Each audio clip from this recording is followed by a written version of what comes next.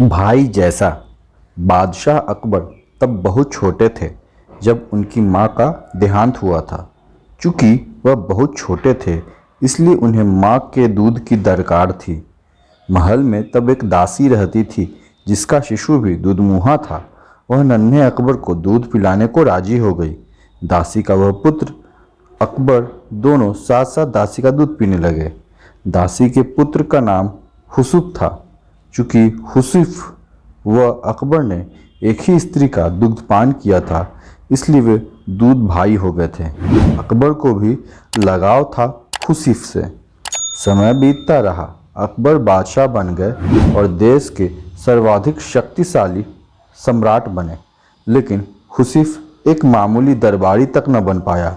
उसकी मित्रता जुआड़ियों के साथ थी और कुछ ऐसे लोग भी उसके साथी थे जो पैसा फिजूल बहाया करते थे।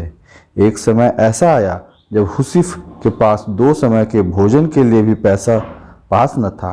लोगों ने तब उसे बादशाह के पास जाने को कहा। हुसुफ ने बादशाह अकबर के पास जाने की तैयारी शुरू कर दी। हुसुफ के दरबार में पहुंचते ही बादशाह ने उसे ऐसे गले लगाया जैसे उसका सगा भाई ही हो। लंबे अरसे के बाद हुसुफ को देख बादशाह बेहद खुश थे। उन्होंने उसकी हर संभव सहायता करनी चाहिए। हुसुफ को अकबर ने दरबार में नौकरी दे दी। रहने के लिए बड़ा मकान, नौकर चाकर, घोड़ा गाड़ी भी दी। निजी खर्च के लिए एक मोटी रकम हर महीने उसको मिलती थी। अब हुसुफ की जिंदगी अमन चैन से गुजर रही थी।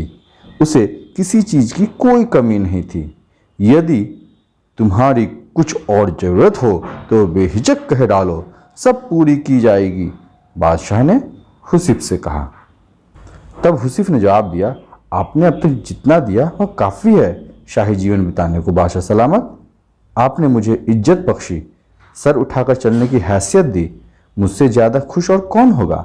मेरे लिए यह भी फ़ख्र की बात है कि देश का सम्राट मुझे अपना भाई मानता है। और क्या चाहिए हो सकता है मुझे। कहते हुए उसने सिर खुजाया।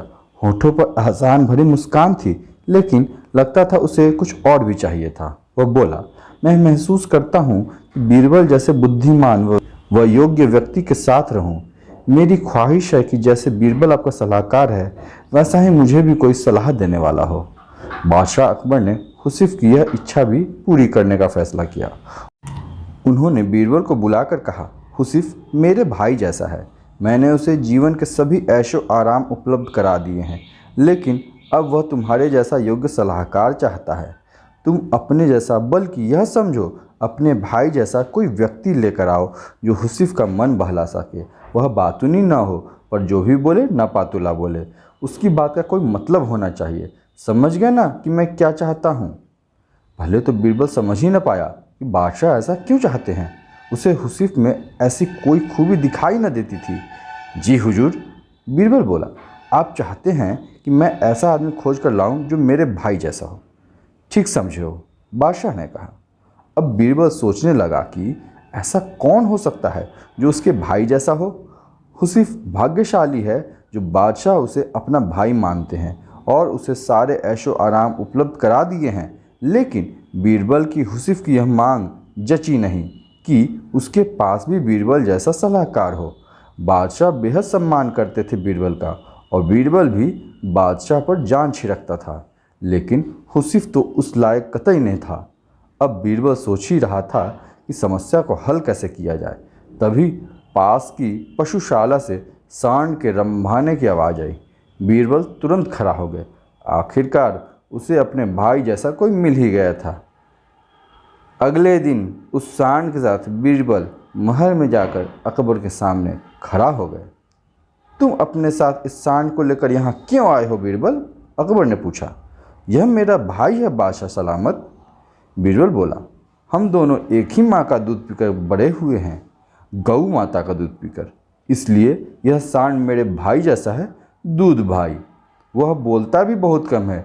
जो इसकी भाषा समझ लेता है उसे यह कीमती सलाह भी देता है और इसे हुसुफ को दे दे। मेरे जैसा सलाहकार पाने की उसकी इच्छा पूरी हो जाएगी। बीरबल का यह उत्तर सुनकर अकबर को अपनी गलती का एहसास हुआ। तब उन्हें लगा कि जैसे उन जैसा कोई दूसरा नहीं, वैसे ही बीरबल भी एक ही है। तो कैसी लगी आपको ये कहानी? अगर पसंद आए हो तो लाइक करें, शेयर करें और इस चैनल को सब्सक्राइब जरूर करें।